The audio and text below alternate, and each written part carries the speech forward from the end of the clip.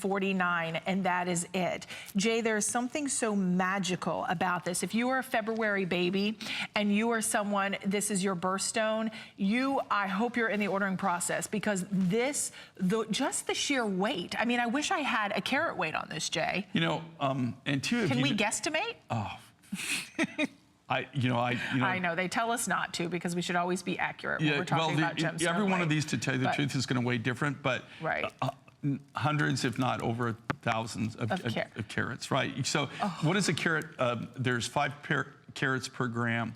So if you weigh this and take the gram weight, and there's 5, so if there's 10 grams, there's 50 carats, okay? So if you weighed this, I would say this is well over 1,000 carats, well over, maybe even more than that. You know, one of the things I like, girls, look, when I want to take it off, I can just reach it right on over my head. Like, I don't have to worry about it. But we did do the shepherd's hook. The shepherd's hook, which are Jay's original findings. You're guaranteed that you can wrap it, pretty much double it around your neck. I mean, that we could just sit here silently. I mean, because when you see the caliber of this amethyst, we have 300 left, and with everybody shopping, it will sell out. Okay, that's in a light box, shining. So if you look at the quality, but you see that they're all free-form crystals. Yeah, I like that, Jay. It's very organic. These are the actual crystals from Zambia that comes out of this. And you know, the history of amethyst is really quite interesting. Do you know this is really relatively new as far as a gemstone? Within the last 40, 50 years, it's really come on the market. It's commercially readily available now. Right.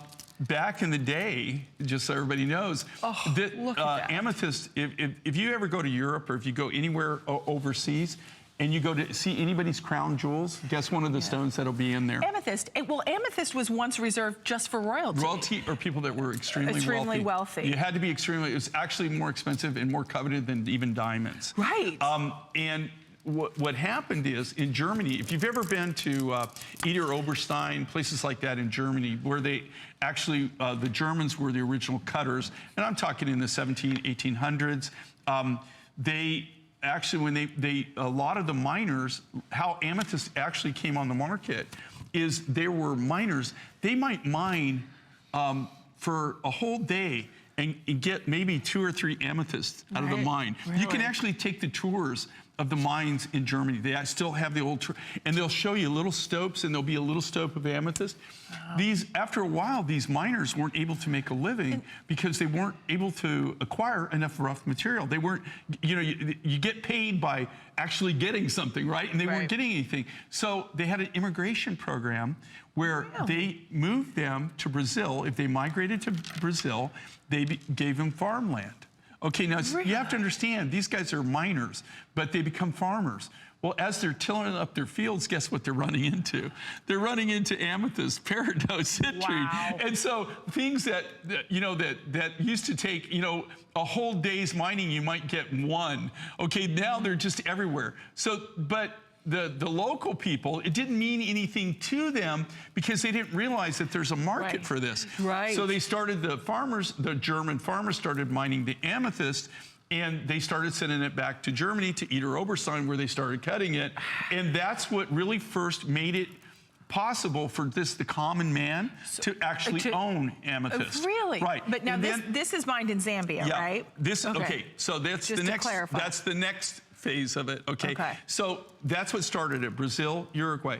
Then what happened is that in Africa, they started finding amethyst. Now, some of the finest amethyst, if not the finest amethyst in the entire world. I think that I have a friend in Morocco that actually has what I consider the ultimate amethyst ever found, ever discovered.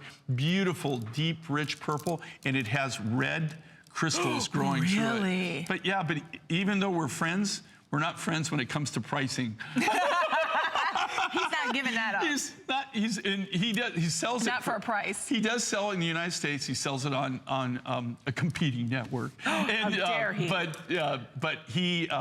You know, it is just like over the top. They reserve it mainly for gold and things like that, but it is the finest. My point being that now African amethyst, and this comes from Zambia, is now the go-to for amethyst, commercial amethyst product. Even this, like I said, you have 4 mining groups that pool all of their rough, and they have an auction.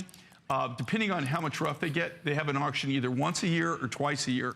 So whoever goes and gets it all, and then we're able to buy from them. All right, so here's what's happening. After that incredible story, you understand the history, just the beautiful rarity of this quality, the massive amount of weight that you're getting, but even though it's substantial, it fits beautifully, nicely on the neck. Like, you don't feel like, oh, I just put a load of like amethyst on. Like, it just looks so stunning. And I like the length. It's 36 inches in the length. But what's happening is we have the final 148 now remaining. And that is it. I'm gonna just slip this off because I want you, that Santa Rita is still to come too. But this is